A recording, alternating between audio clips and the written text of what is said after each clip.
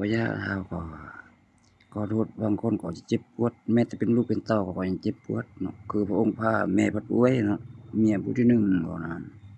รัชกาลที่10เมียผู้ที่2ลูกชาย4คนเพิ่นไล่หนีไปอยู่อเมริกาเจ้าชายทั้ง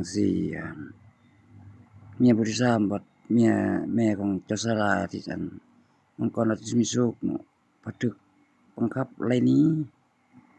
แบบจับพี่จับน้องเข้าคุกหมดความจริงลูกเต้าเขาอันนี้เขาว่ารัชกาลที่11แผ่นดินแฮ่งจะแตกเพราะลูกเขาหลายเมียหลาย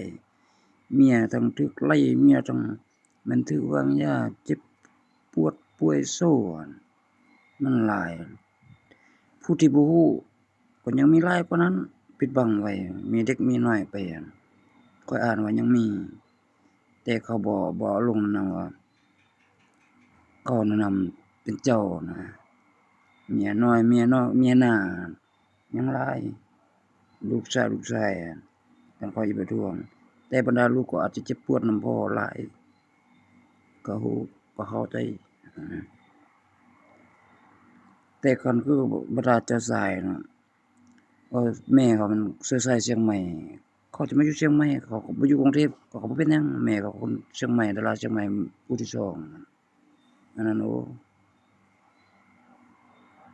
แม่เขาก็ยังหรือเสียก็บ่ฮู้ว่านั้นแบบนั้นแต่ลูกเต้าเขาก็เจ็บปวดหลายที่สุดแล้วบ่แม่เขาเป็นเป็นชายมีเรื่องมีราวหลายสิบ่ว่าแต่ผู้ใดอันนั้นรัชกาลที่10อันนั้น